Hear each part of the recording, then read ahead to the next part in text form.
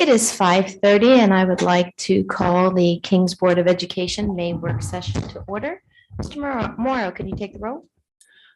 Ms. Groff, Here. Ms. Phillips, Here. Mr. Skrull, here, Ms. Cowan, Here. Mr. Belfrom. Can we all stand for the Pledge of Allegiance, please? I pledge Allegiance to the flag of the United States of America and to the republic for which it stands, one nation, under God, indivisible, with liberty and justice for all.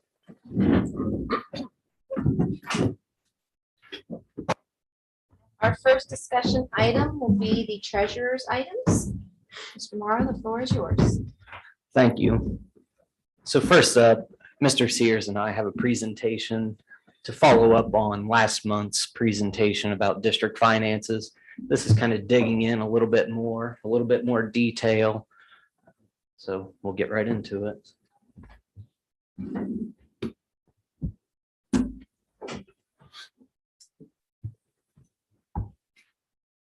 We like to say that these are based on financial stability of the district. We're trying to kind of get a gauge of where we're at and where we're headed and where we've been. So tonight, we're going to talk about the King's Local School District revenues and expenditures. Through all of my time here, it's been nearly 2 months. I've spent loads of that digging into the financials, meeting with the great people, great employees here, Board of Education. And I keep coming to the same conclusion that my predecessor had, and that's that we have a revenue problem and not a spending problem. So as we kind of get through this presentation tonight, I'll make sure to point out those items that make me come to that conclusion. So we'll talk about where we get our money from and how we spend it. And then we'll look at some comparison districts in our 4-county area and also across the state, just to kind of get a gauge of where we're at in comparison. But before we get into that, Mr. Sears is going to touch on what are the results of our education at King's on our students. Thank you, Mr. Morrow and Board of Education. I think it's important for us to know that our primary focus in our district is to produce an outstanding academic product for our students. And all the work that our teachers do and our students do and our administrators do every single day to enable our students to not only perform well across the state and nation, but also be prepared for success beyond the walls of our school district. I think we produce a very good academic product. There's always things that we can improve on. There's always things that we can address and get a little better at, and we'll continue that focus. But I think the results speak for a district of our size and the academic performance that we rank very favorably compared to a lot of comparison districts, especially with the academic piece. So we've included in this presentation rankings around based on the niche report, which is a common report among districts and throughout the country, actually. And so we're rated in the top 9% of all school districts in Ohio per niche, number 12 out of 54 in the Cincinnati area. Now I say the Cincinnati area because that includes all of Warren, Butler, Hamilton, Claremont, and Northern Kentucky. So there are a few schools in Northern Kentucky on this list as well. So it's not just in the Cincinnati area, but we rank very favorably about this. So the product that we're producing and the performance of our students is outlined here. The niche is also, it takes into consideration a lot of different, it takes into consideration some spending, some of diversity, and a lot of just overall influence based on what parents and people feel about our district as well. As well as high school, when we look at our recent results came out for the Ohio U.S. News and World Report rankings, we're in the top 6% of all high schools in the state of Ohio for our rankings and compare very favorably. Again, we're number 14 out of 81 high schools in the Cincinnati area. And again, that does include Northern Kentucky schools as well. So that's a larger footprint than what we're typically compared to. But again, the academic piece is our primary focus. And we invest a lot of our resources, which you will hear throughout this presentation tonight, is most of our resources are directly tied to our students, and they're focused on the academic piece and growing our students. So along those lines, we just heard about kind of how we rank in the state in our area. Let's take a look at some expense numbers, and this is data directly from the Ohio Department of Education District Profile Report, also called the CUP report, that anybody has access to. It's public information. So I look back 5 years because I thought one year maybe was just a snapshot of one off year or something along those lines. So we look back at 5 years, going back to 2017, and you can see we're consistently in the bottom half in per pupil expenditures in the state of Ohio. I think it's important to note, and it was important to lead off, that we consistently rank in that upper echelon of districts, but our per pupil spending is consistently substantially lower than many districts in the state, in the 4-county area.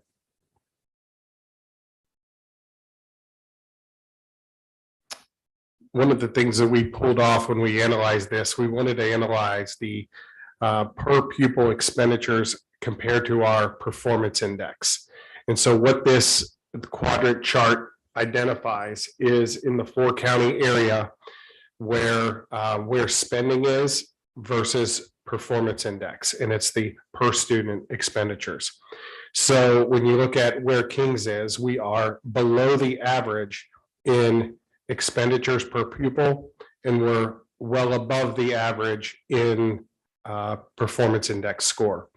There are only a few districts around in the 4-county area that spend less money and perform higher.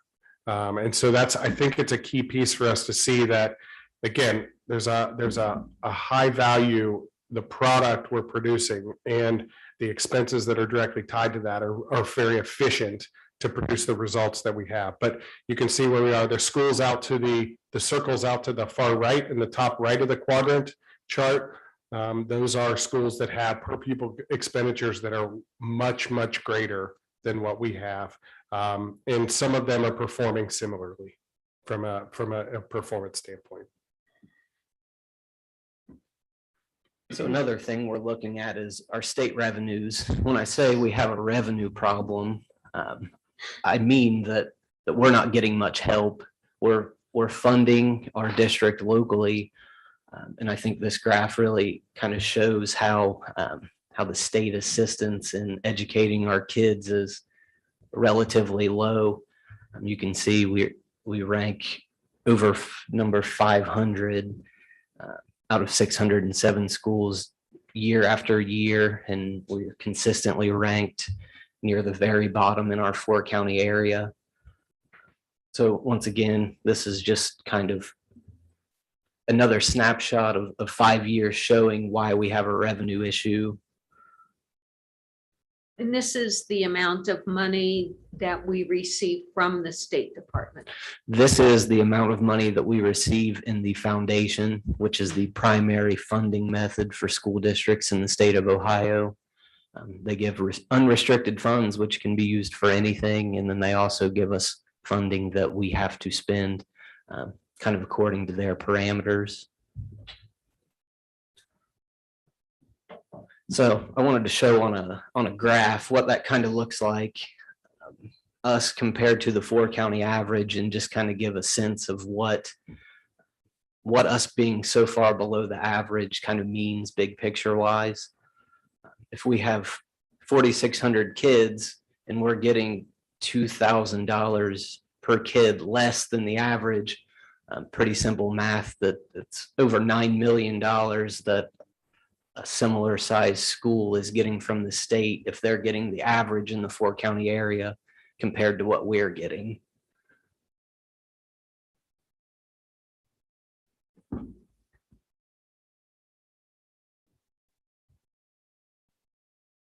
Okay, so after we've talked about a few kind of big picture things that stood out to us as we're kind of digging into the data and having discussions, we'll kind of drill down a little bit more to some more specifics as far as where does Kings get its money.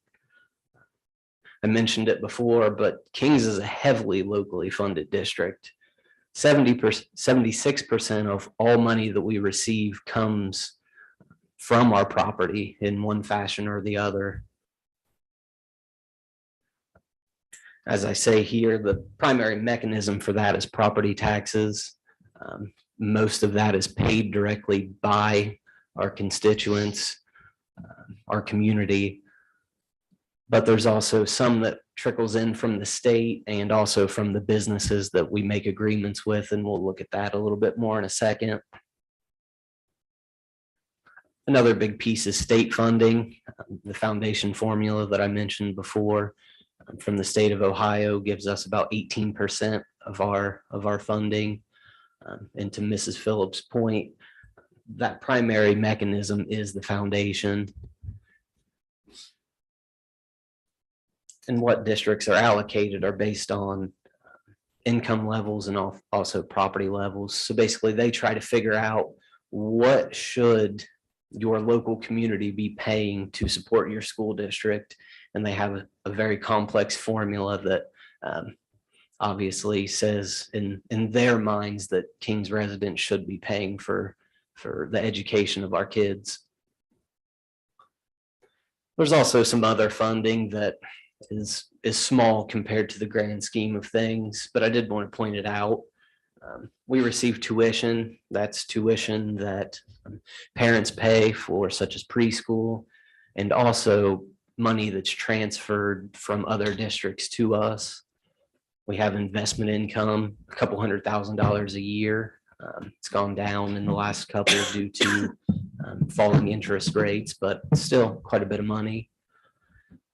Fees, we get fees from our parents to help offset some of the educational expenses. And then just other oddball things that come in that are irregular. For example, the Bureau of Workers' Compensation issued refunds last year. This would fall under that other funding. It's just not a regular, reliable source of income for the school. So here's a graph that I made that kind of spells it out percentage wise to just kind of put in perspective how much Kings is truly relying on our community to pay for the education of our kids. If you look at property tax, that's property taxes directly paid by our community, residential and commercial. Property tax state reimbursement, that's where the state is paying a portion of your property tax bill. If you look at your property tax bill, you'll probably seen a homestead and a rollback line on there. That's where the school isn't losing that money. The state's just paying it on your behalf, essentially.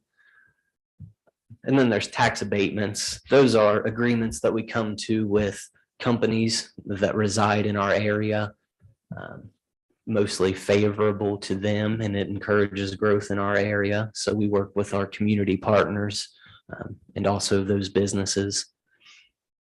So all of that's directly tied to property in Kings. And as I said before, that's 76% of all money that we get. The state foundation is 18%. It's a good chunk of money, over $10 million a year that we're receiving from that, but it pales in comparison to what our community's paying for our kids. And then there's that all other at 6%. I laid out a few of examples of what makes up that amount, but really I wanted to focus more on what our community's role is in this. So how do we compare?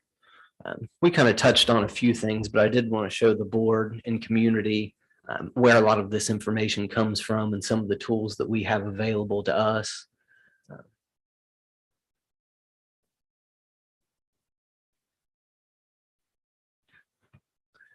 So we have a software that helps us organize this data that comes from the state, but this is all data that comes directly from the Department of Education. So if we go in here, we can look at per pupil revenues of all different types, all different years. We can look at by county, by individual district. It's a really neat tool that we use to get some of this data from. So if I just wanted to drill down and look at, we'll say Warren County, you can see on the very first screen, this is all revenue that we receive. We're in the bottom tier of the county as far as total revenues that were received in 2021. And if we drill down a little bit more,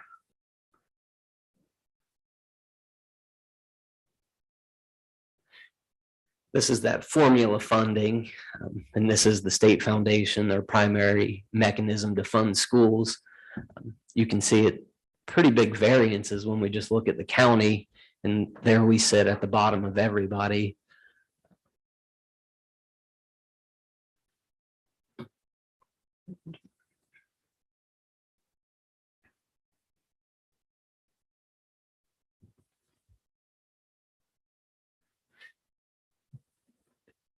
And there's our local revenues. As I said, this is primarily property taxes. I kind of like to see the dichotomy of that we're the highest on here, but not by a lot. But on the last one, we were pretty substantially the lowest, which was the state funding. So just kind of wanted to show the board some of the tools that we have at our disposal. If there's any additional questions or information that you would like to see from us. As I said, this all comes from the district profile reports from the Department of Education. We can add additional counties on here. As Mr. Sears and I typically look at the 4-county area. So we'll add Butler, Claremont, and Hamilton.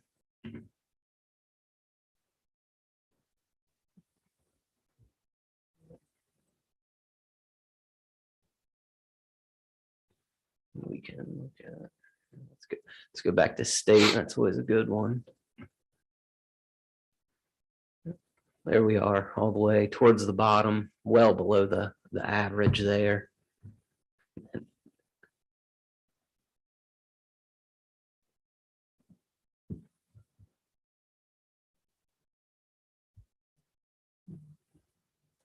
So if the board would like to see any other questions or any community members has anything, we can pull about anything. And as I said, this isn't data that we're making. This comes directly from the state of Ohio.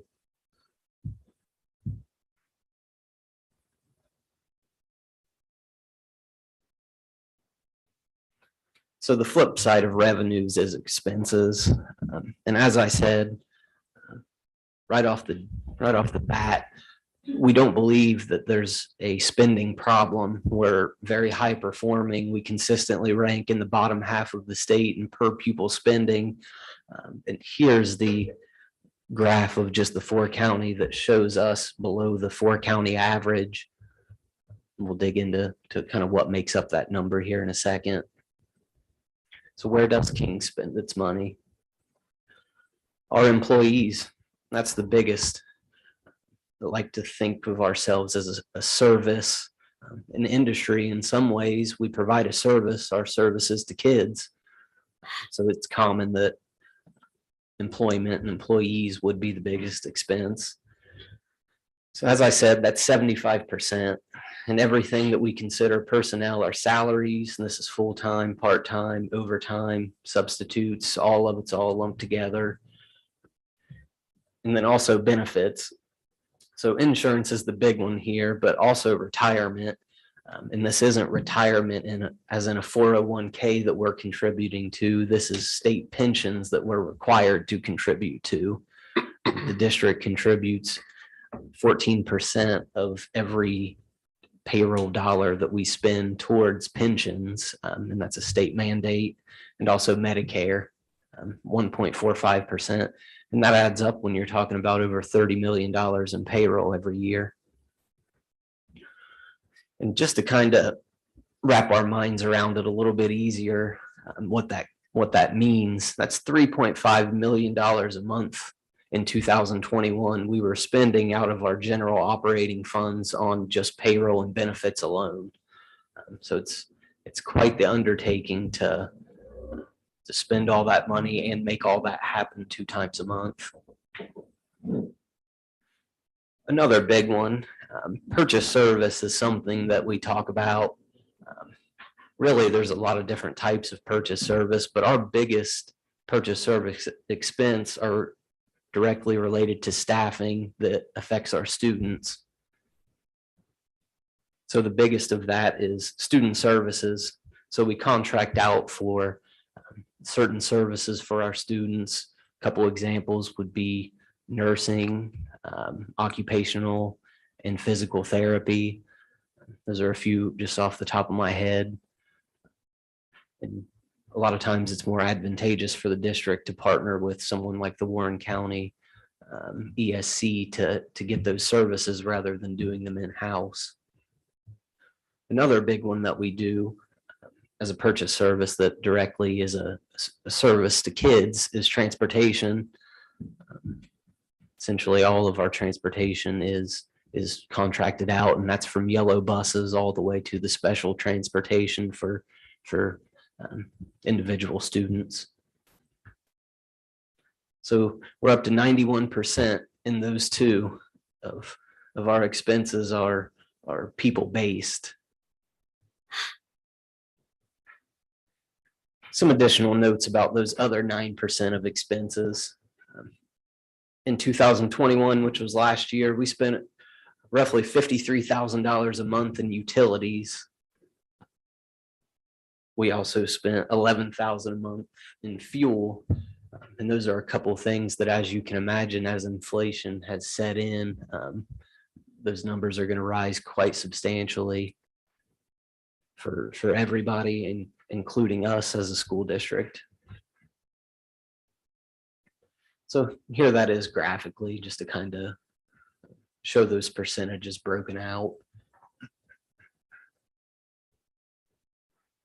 I thought it was pretty interesting when I pulled this up, that when we looked at it, supplies, materials, capital outlay, and just other expenditures were less than 5% of our total spending. I thought that was pretty interesting.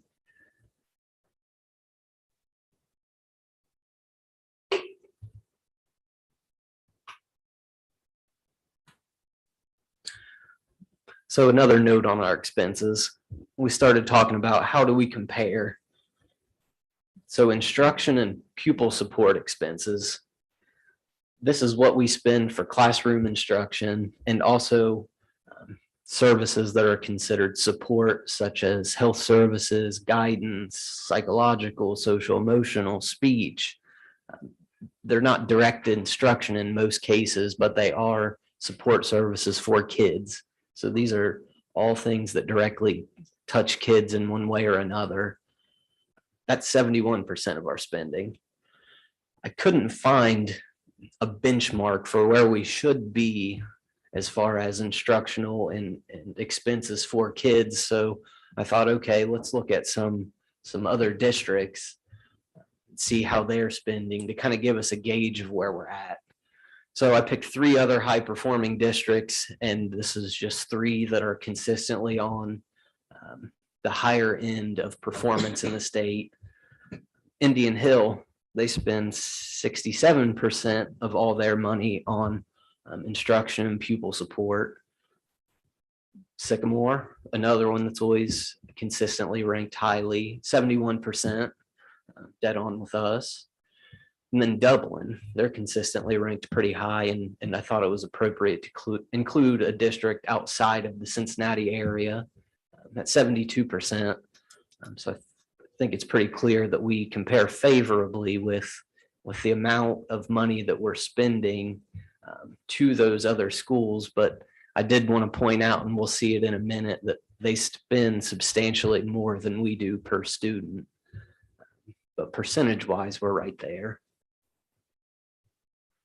Another one that we've been asked about and wanted to kind of drill down on and evaluate is administrative expenses.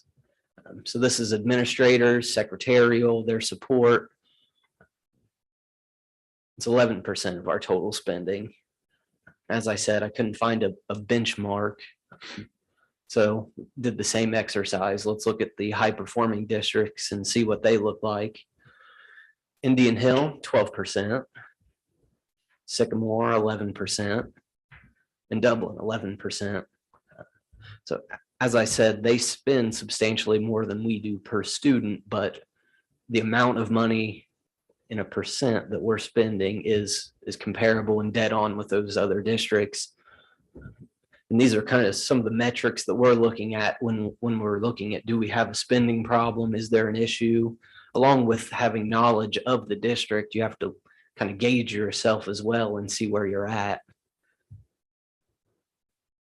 So as I said, we spend substantially less per student than those other three comparison districts that are very high performing. And but I was trying to find a gauge for us to kind of see what we look like. So we're at 12,400 and Indian Hills up above 17,000. I know we want to be one of the very highest performing districts, but I think by us being ranked 50 in that first or second slide and spending substantially less, that we're pretty efficient with what we're doing. I think I want to just point out in this, if you recall, the 70% is instructional or student. Our 70% is based on 12,000 per student. Other districts, 70% is based on a higher number. So the amount that actually touches students in other districts, it's directly to it. It doesn't compare. So percentage wise, it's the same, but from a total amount, it looks different in other places.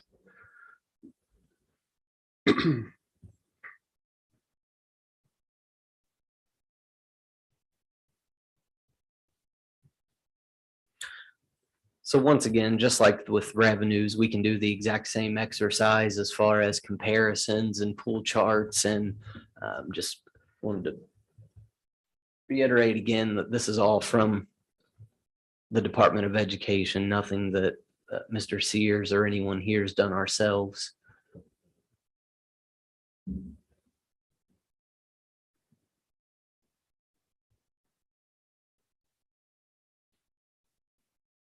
So we'll do a similar exercise. We'll pull the 4-county area, Butler, Claremont, Hamilton,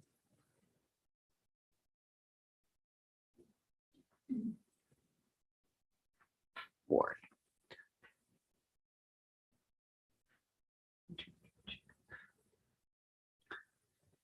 So as we looked at on one of the first few slides, that we consistently rank in the middle to lower of the 4-county area, but we're one of the higher performers.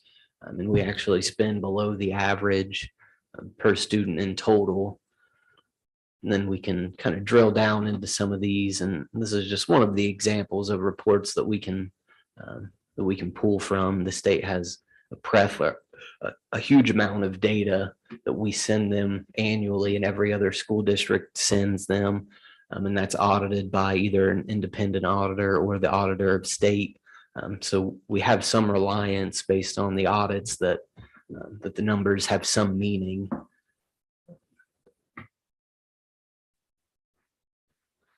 So I just pulled administrative. You can see we're below the average and towards the bottom of the list.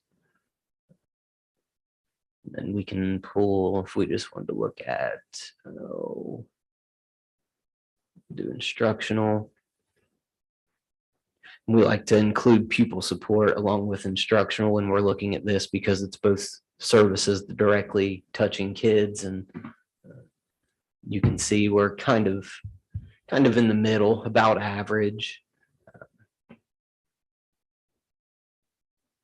For that administrative amount, if you go to the top of the list, just to see like the per pupil. Sure.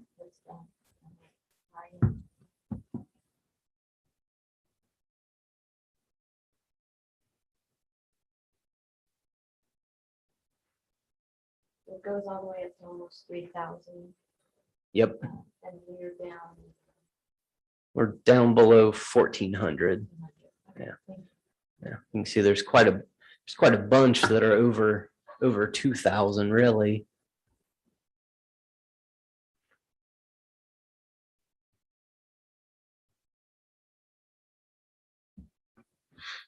So as I said, if the board or anybody else would like to take a look at this and anything specific, any more detail, more than happy to sit down and go through it. It's actually an interesting exercise to kind of click through all these reports and all these graphs and everything. You can get lost in it.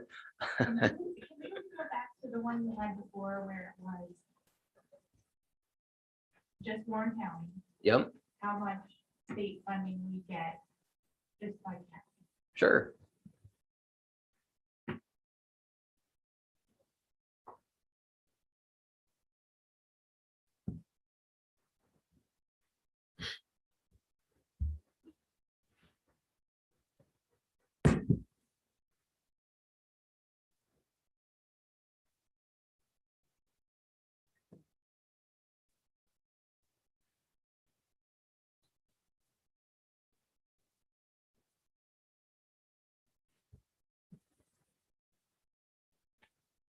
So this is the formula funding, which is the foundation, the primary state funding mechanism for school districts.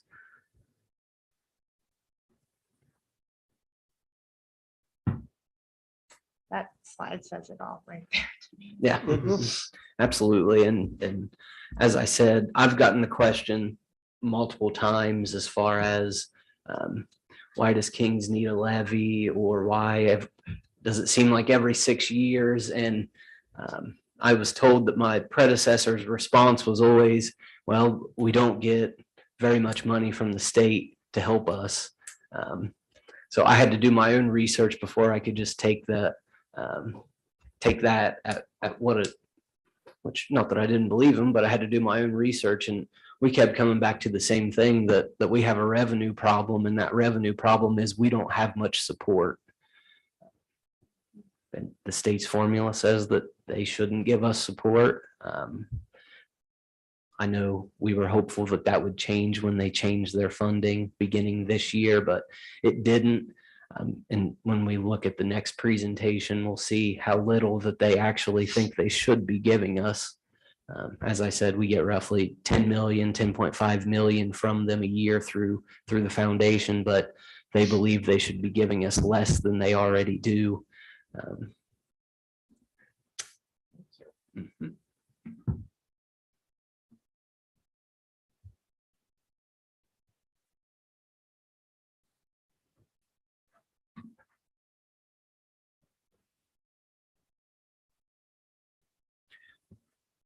If there's no other questions or comments, I'll move on to the next section. If you think of anything after the fact, we can address it next week or.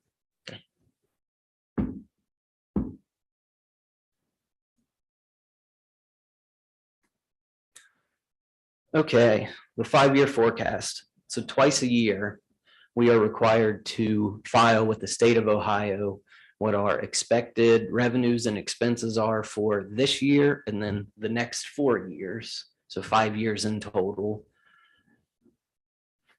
They call the May forecast an update because kind of the big main one is done every November, and then we update that every May.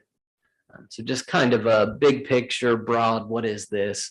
The snapshot of the 5 years, and that's using the best information we have available as of right now. I always like to point that out because just like anything else in life, things can change pretty quickly, but we use the best available that we have right now, and we make assumptions based on that information, looking out for additional years in addition to this year. The 2021-2022 activity update. At this point in the year, we've only got 2 months of activity left. So we have a very good feel for how we're going to end at the end of this year. And we're modifying long-term assumptions based on an ever-changing world. I know this was never more clear than the last couple of years with all the madness. I know I was thankful that we at my old district did something similar to King's as far as we're constantly making updates month by month and sharing that with the Board of Education. So I did want to point that out, that on board docs and at board meetings, we're constantly updating this information to give a more accurate picture of where we believe we are based on that month and that given day. And I also did want to point out that this presentation is going to be looking at kind of big picture, overarching themes. The November forecast was very detailed as far as a line by line going through and discussing where the information came from. And we also spend a substantial amount of time going through line by line and then creating a report, which is also out for you and the public to view, that breaks everything down line by line and has explanations and changes. So we're going to look at it a little more overarching, but any specific questions we can absolutely address. So since May, what has stayed the same? What hasn't? Or since November, what has stayed the same? What's not changed? Our overall trend is the same trend it's been for the prior few years. And that is that we are spending more than we're bringing in. As I said at the last presentation, based on everything, all the research we can do and all the conversations we have, we keep coming to the conclusion that we have a revenue problem and not a spending problem. But we are spending more than we're bringing in, and that's expected to continue. Also stayed the same. The money that we get from the state, that 18% in 2021, roughly $10.5 million, is flat. We're projected to get no more over these next 5 years. And we'll get into that a little bit more here in a second. We still have rising personnel costs. Our payroll continues to go up, and that's not necessarily a function of adding positions. Payroll just typically goes up, and we'll talk about that more in a minute. And insurance as well. We've done quite a few things to mitigate the increases in insurance and benefits, but they do continue to rise just like everybody's. So you can see I just put a graph at the bottom that shows kind of what our trend has looked like the last few years and upcoming as far as our spending being higher than our revenues. So what has changed? Well, for this year by itself, we've had a few pretty big changes that have caused our picture to look a little bit different than it did back in November. Tuition. This is money paid by individuals to attend King's, such as the preschool payments, and also money that's flowing from other districts to us. That's came in higher than expected, roughly $400,000. So that's helped make our deficit a little bit smaller. Mr. Morrow, with the Yes. new funding plan, will we continue to get tuition, or will that more or less go away? It essentially goes away.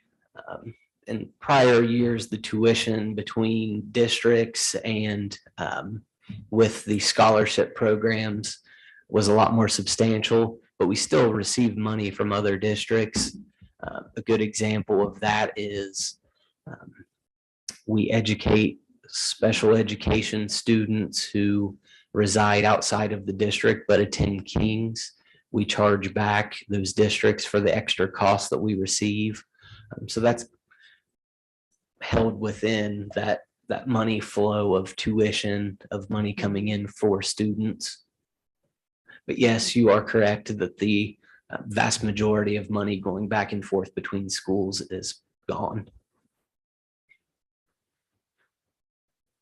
Our insurance, I just mentioned, it continues to go up. We're roughly $250,000 lower than we expected to be. And I think that's really a function of some of the proactive changes that King's has made in the prior few years. One interesting thing is we pay employees premiums if they aren't on our insurance. So rather than spending over $20,000 a year for a family premium for that employee and their family to be on King's insurance, we pay their premium if they're on their spouse's insurance. And that was met with great success. We have over 150 employees that now pay nothing in insurance premiums because King's is covering the premium, the employee contribution for them to be on their spouse's plan. It's substantially less than what we would pay for them to be on our insurance in most cases. And we don't have the liability of a potential huge claim hitting our insurance pool. It's up to the spouse's employer. So that's been a resounding success and continues to pay dividends. Purchase service. This is primarily those student services that I mentioned before, student-specific services in most cases. The projection was higher than it actually ended up being and what we're thinking it's going to be, which is a good thing. And I will give our special education and our teaching and learning team a lot of credit that they work very hard to make sure that kids are getting the service that they need, but we're doing it in the most efficient way possible. Supplies. This is up over $100,000 where we thought it would be. A big piece of that's inflation. Our fuel cost alone makes up the majority of that number. Didn't necessarily foresee that it was going to get to this point of insane prices with no end in sight. And that speaks back to the last presentation when I mentioned our monthly spend for fuel being $11,000 a month last year. We're way over double that this year. And hopefully that slows down. So that was this year, just things that have happened this year that have changed in the last 6 months. Beyond the biggest thing is inflation and not knowing when that point of it ending and how bad it's actually going to get.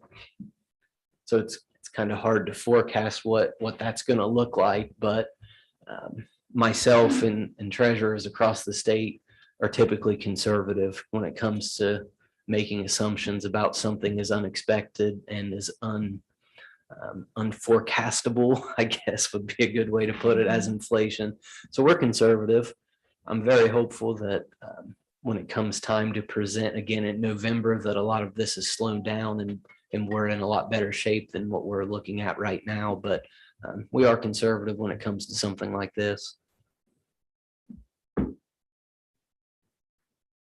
Okay, so some of the main assumptions for the bigger lines that go into the forecast and into our revenues and budgets. Property tax, we just talked about how that's our big driver of revenues. We are projecting that valuations will rise and there will be some growth.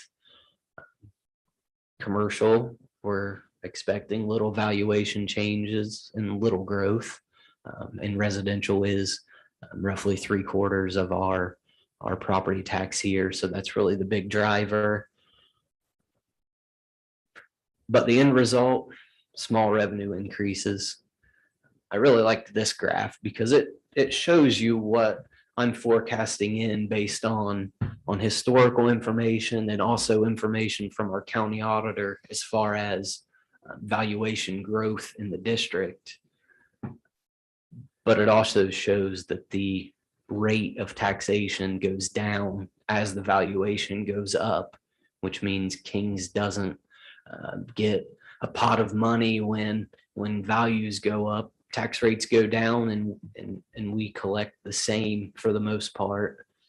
So I thought that graph was kind of laid it out nicely as far as valuation up and the rates going down. So that's part of the reason you say flat funding.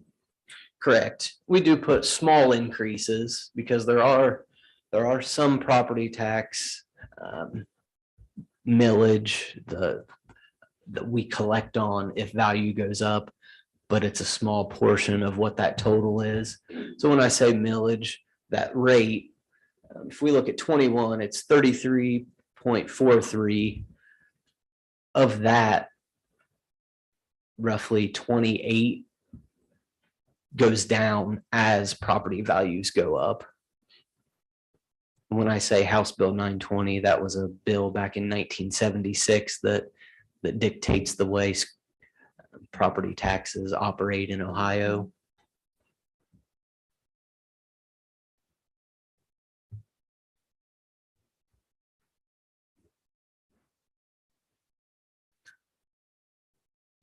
State funding, as I said, we're forecasting flat funding. That's based on the funding mechanism that was passed in the state of Ohio last year. We are a guaranteed district, meaning that the state is already giving us more than their formula says that we should be getting. So this graph's pretty interesting because it shows year by year what we're projecting the state is giving us above and beyond what their formula says they should be giving us. So as I said, we get about $10.5 million in this funding mechanism, and up to or out in 2026, we're forecasting that they're giving us over 3 million more than their formula thinks they should be giving us. So in reality, we'll get about 10.5, assuming that the guarantees stay in place, but their formula says we should get closer to 7. And I also wanted to point out here that as of right now, that funding guarantee is in state law, but they do the budgets every 2 years and it changes every 2 years. So it's not set in stone that they're going to continue to give us more than their formula says we should be getting.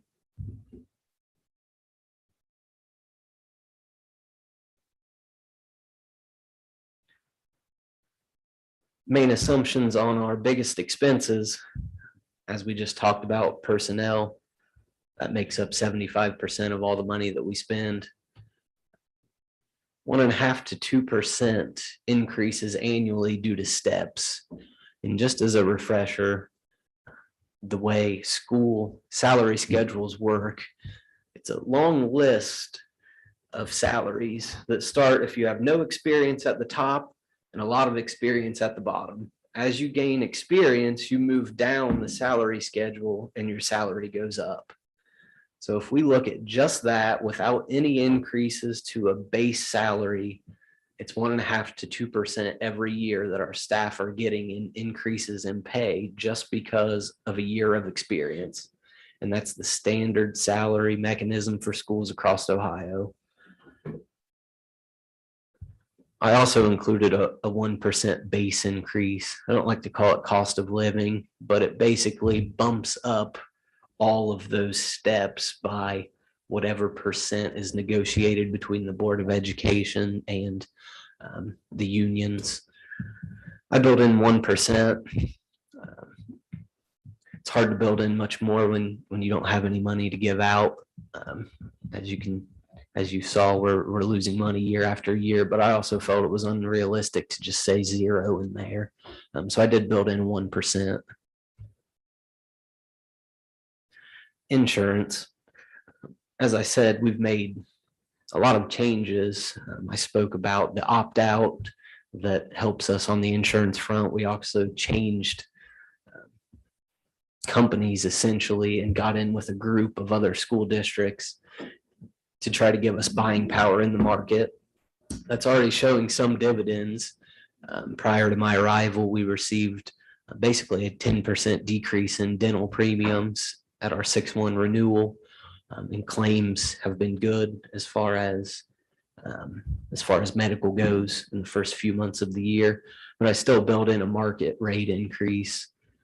For the prior few years, kind of the market or average has been right around 10% for school districts. So I went ahead with that. I haven't seen it go down unless you change companies, so I can't really build in a negative. But the market rate of 10% seems appropriate.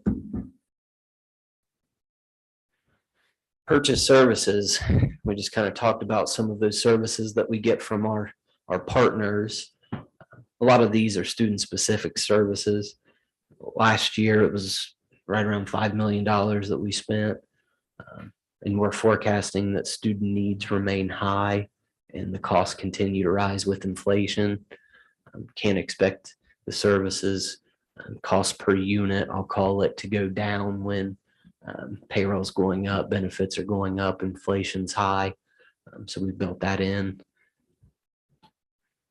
Our other big purchase services, transportation. Last year was right at $4 million we spent on transportation. We're also forecasting it to go up. And that's due to wage increases. Just like us and everybody else, they're having to compete with the market and also inflation.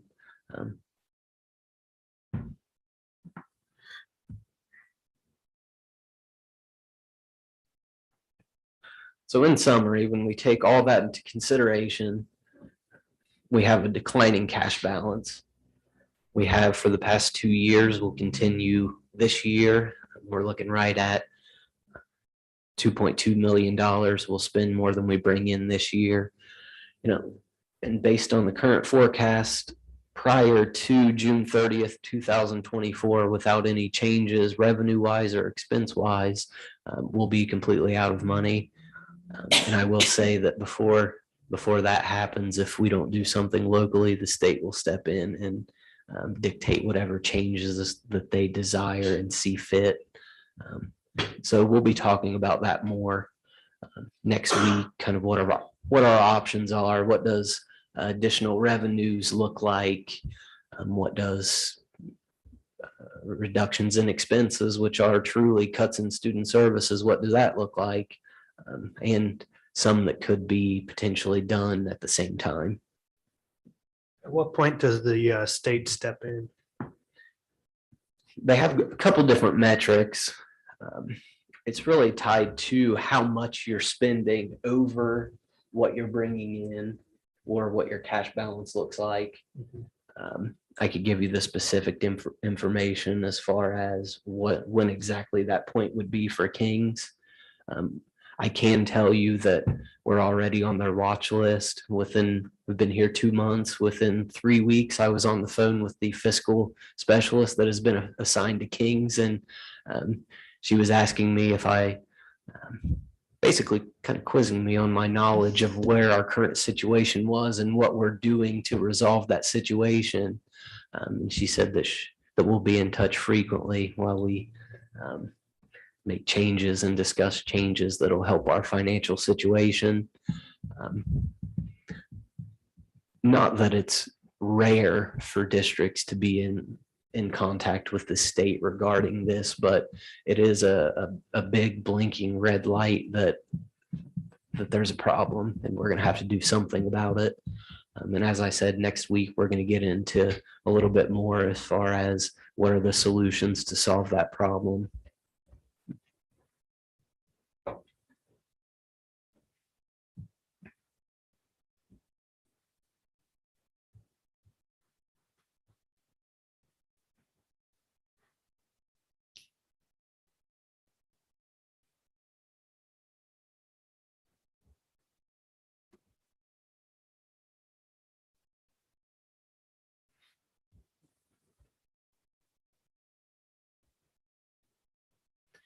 Does the board have any other questions at this time? I did have one. Sure. When you say that the state wants to give us even less, can you just give the people listening, what do they base that on? Why do they want to give us less? They figure out what they believe is your local capacity. So what you should be contributing to the education of your students and what they should be contributing to the education of our students. They base that on income levels and property values. So your ability to generate revenue. So based on their calculation, they say King's community should be paying even more for their students' education than they already are.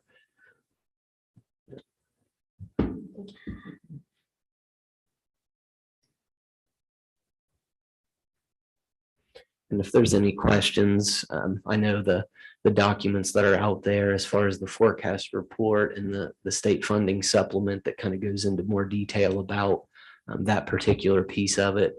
They're pretty lengthy, pretty in-depth. If you guys have the opportunity and community has the opportunity to look over those, I'm more than happy to field any questions at the next meeting, or send them now. We can discuss them at the next meeting, which will be next Tuesday. So item 3 through 5, those are just the minutes from the April meetings. So if you have any comments, questions, between now and the next meeting, we can get those figured out. Financial items, we've got our typical monthly financial reports, as well as bank reconciliations, individual fund information, check register. I've talked quite a bit on 1 and 2, so I won't really go into much on that one today, but any questions, I'm more than happy to answer either now or anytime in the next week. Public records log, put this out there. You can see we're pretty well caught up. I just linked it to the website because you can access it through the treasurer's page rather than downloading the document. So we're continuously trying to keep up with that and make sure we're getting those requests fulfilled in a reasonable period. And then records commission. Annually, per board policy, we have to meet to discuss our public records policy per disposal, that log. So I'll work with Mr. Sears and Mr. Belfrom to get that on the calendar in the next month or so. We're the 3 members of the committee, but it is a public committee, so we'll have a special hearing, just a records commission hearing potentially before the next board meeting. But we'll get together and nail that down because it has been a year.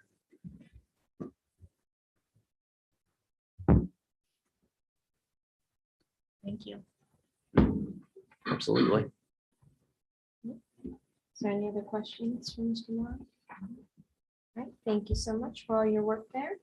Now we have discussion items for our superintendent. So Mr. Sears. It's your turn. Yes, thank you. I have a few items on here for discussion. A lot of these are very standard procedures. The first one is the OHSAA membership. This is an opportunity for us to commit for our student athletes to participate in the Ohio High School Athletic Association for next school year. This is something that is renewed annually. So it's an opportunity for us, but it's a very standard agreement that we enter into to allow our students actually the opportunity to participate in athletics at the state and district level. The second one we have are field trips. There are 4 field trips here. The first one is cheerleading. A lot of these are summer opportunities. So these are for our summer teams and our summer program. So our football team is going to go to Capital University in July. Our girls soccer team is going to do an overnight trip to Ada, Ohio, this summer to work with college level coaches and team building experiences. Our cross country team summer camp is going to go to Winton Woods Park to do some work there.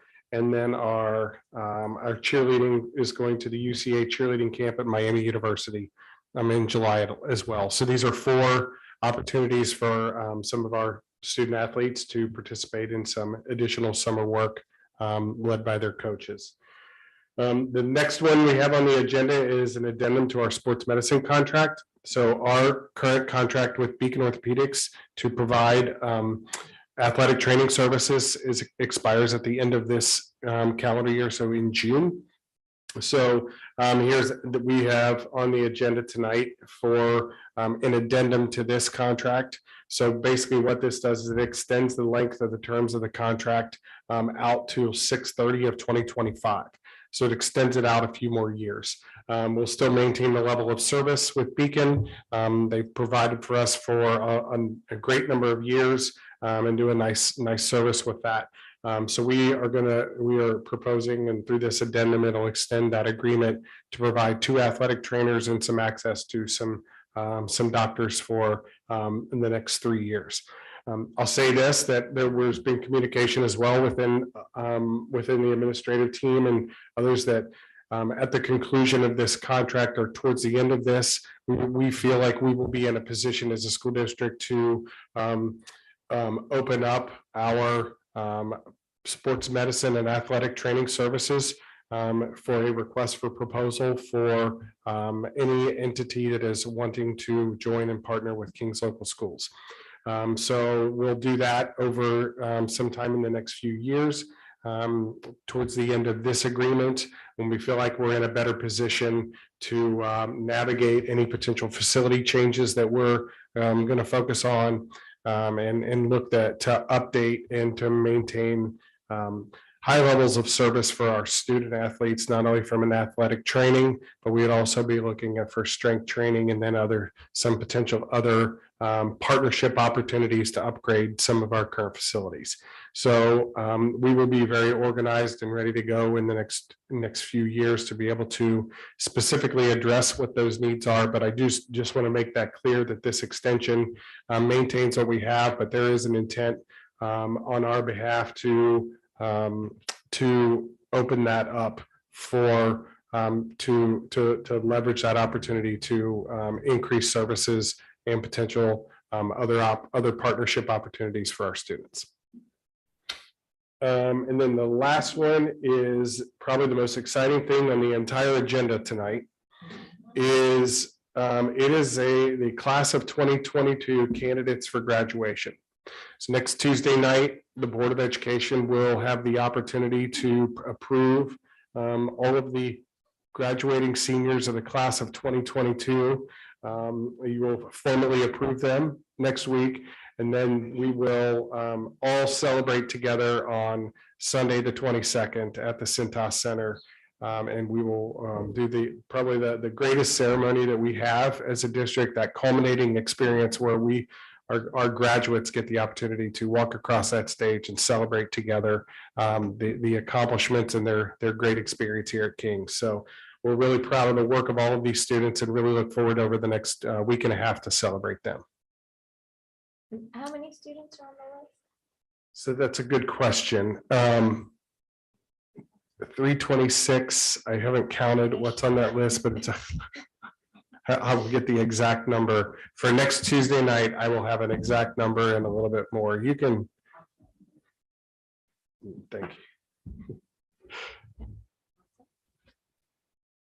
And then just for clarification, because there was in our public participation some requests for us to create our own rules and regulations. When we're a part of the Ohio Sports Association, that's something that when we're agreeing to this, we're agreeing to abide by their rules and regulations. And so by them having those and us being part of that, that's what we're agreeing to. Is that correct? That's correct. So there's specific language in here that mentions that very thing, that when we entered in this agreement that in doing so, the Constitution, bylaws, regulations, and business rules of the OHSAA are hereby adopted by this board. Right. Yes, And so we cannot have our own separate. I just want to make sure that that's clear. that's correct. Thank you. Any other questions? Thank you, Mr. Sears. Now we have discussion items from our Assistant Superintendent for Human Resources and business items. So Mr. Spinner, it's your turn. Thank you, Mrs. Cowan. Good evening, King's Board of Education. There are 2 items under my list that I would like to speak to this evening before I hand it off to my esteemed colleague, Mr. Lucky, to handle the final 3. First up is our personnel items, which includes staff resignations and retirements. New staff members, hiring season is in full swing. Staff miscellaneous items, supplementals and stipends, which at this time of year typically include our content coordinators, our department chairs, and our team leaders. Temporary employment, administrative contract renewals, certified and classified renewals. And I'd like to talk about that process a little bit because there is a rather large section of the personnel list that talks about contract renewals. Under our KEA contract, teachers, when they receive their first contract, it's for 1 year. Second year is for 1 year. Third year is for a 1-year contract. Their fourth contract is either a 1 or a 2-year, dependent upon their evaluation by their supervisor, typically their principal or assistant principal. And then all succeeding contracts are 2 years unless a teacher applies for a continuing contract. In order to apply for a continuing contract, you must have a master's degree, hold at least a professional license, have a teaching license for 7 years, and have taught in the district for 3 of the last 5 years in order to apply and then potentially receive a continuing contract. For our classified staff, their first contract is 1 year, their second contract is for 2 years, and they automatically receive a continuing contract after their second contract of 2 years. One other point, there's quite a bit of yellow on the list this evening. I think we have 17, 18 pages on the personnel list, and that's typical for hiring season and also contract renewals.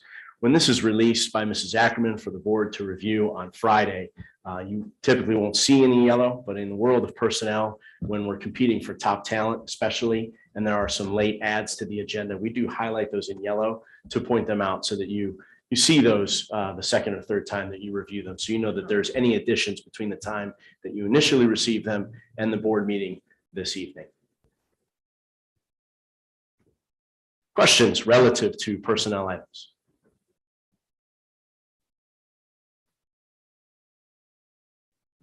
Seeing none. Second item, King's Kids Summer Camp Parent Handbook. In the past, our summer camp has used the King's Kids Parent Handbook. This is an opportunity to provide some clarity to our parents and students who are in our summer camp program as opposed to our King's Kids camp or our King's Kids before and after care. The differences between those two programs are highlighted, and they have to do with hours of operation, the elimination of snow days, which I think is risky, especially in the state of Ohio. You never know. No homework, which I know our students will be very excited to hear that there will be no homework over summer camp. And then fees, field trips, and the schedule for our summer camp hours. I know a lot of students and staff are very excited for our King's Kids Summer Camp. It's always a highlight every single school year and summer. Keep your fingers crossed we have good weather.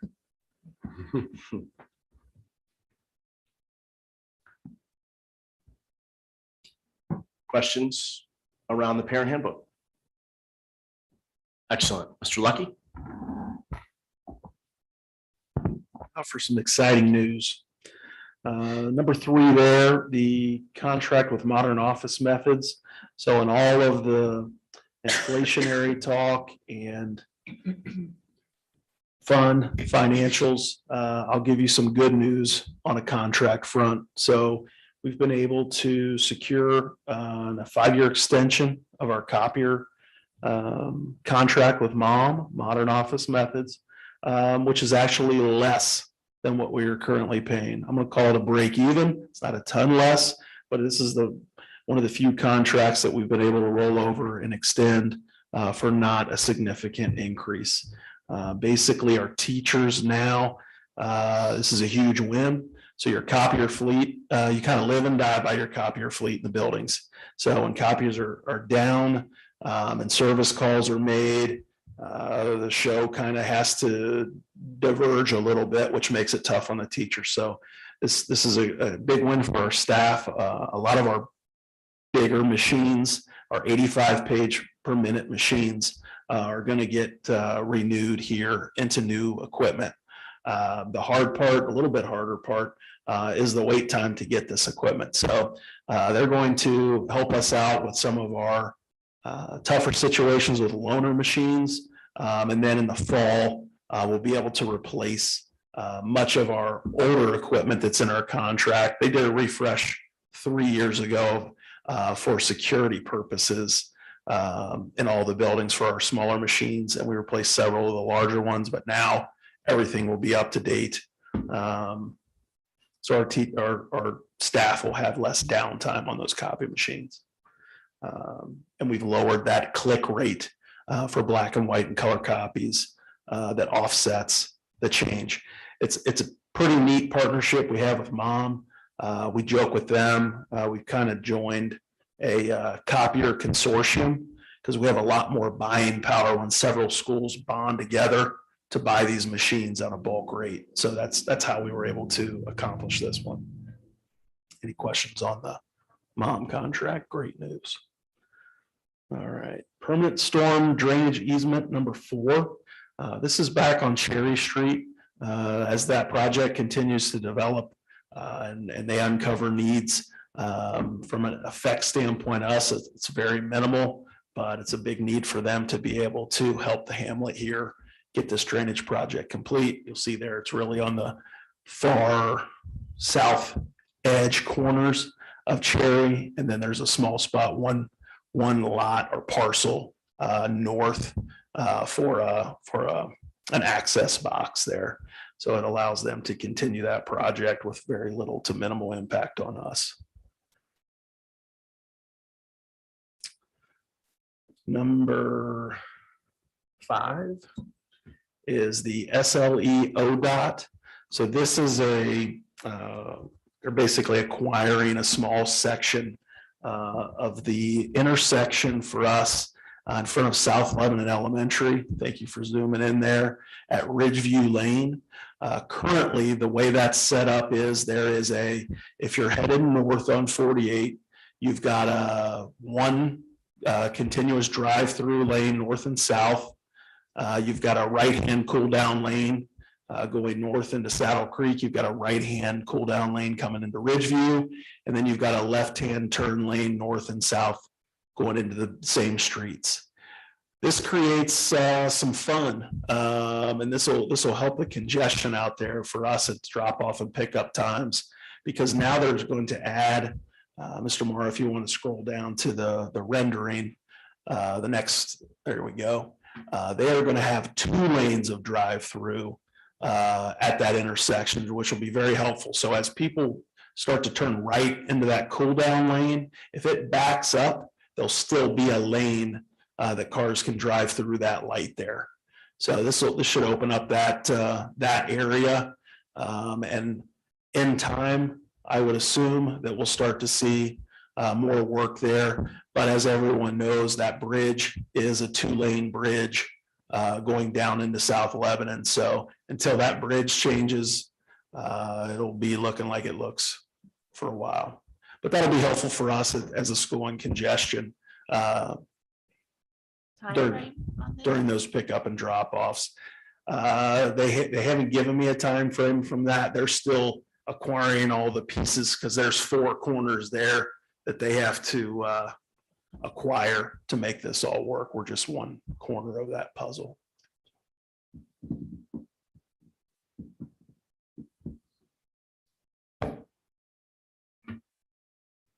Any other questions? Thank you.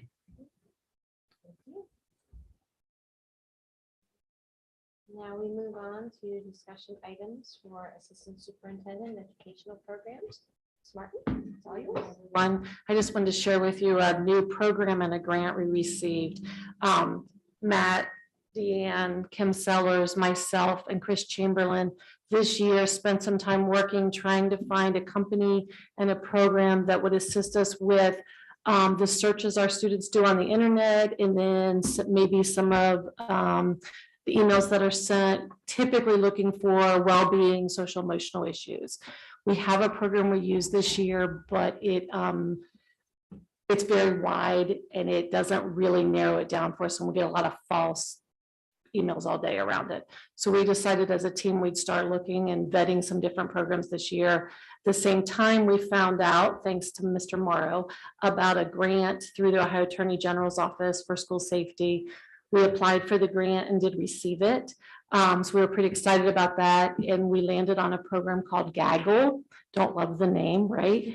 But, and it does fit all the needs we were all looking for. And we've met with them a couple times and are going forward with this company that will help us just watch what our students are searching and if there's a need for some intervention. The nice part about this company versus any of the other companies is they actually have real people doing the searches. And they vet some of the searches, and if it's more like research and things like that, they start to know that before we're contacted. They also watch it in the evenings, on the weekends and all of that. We're still contacted, but we're not having to watch our emails constantly. So we're pretty excited about this program. Dee probably could talk way more in depth about it, but if you have any questions, but that is what we'll use the grant for. Some PD will happen with our administrative staff this summer around it. That's fantastic. When will we start using this? We're hoping by June 1st. Any other questions? All right, well, thank you very much. That's great news. Now we move on to items presented by the board. Does anyone have any items for this evening? I just wanted to share that on May the 6th, the Founder's Day celebration, which is the Historic Society in Lebanon, had our Congress and Senator, state representatives in the audience, and they spoke for a few minutes. And Esther Larson, who is on the Warren County Career Center Board and the Lebanon Board of Education, unveiled a teacher monument, which was an old bell. And from King's, we paid tribute to John Lazarus as the educator from King's. Very nice.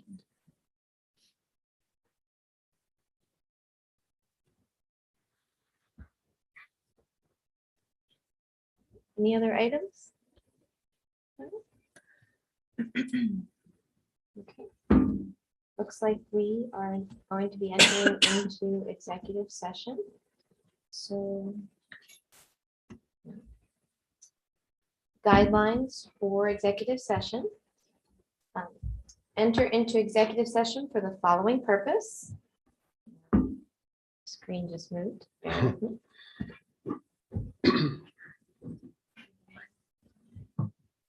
Hang on, one minute. Bear with me.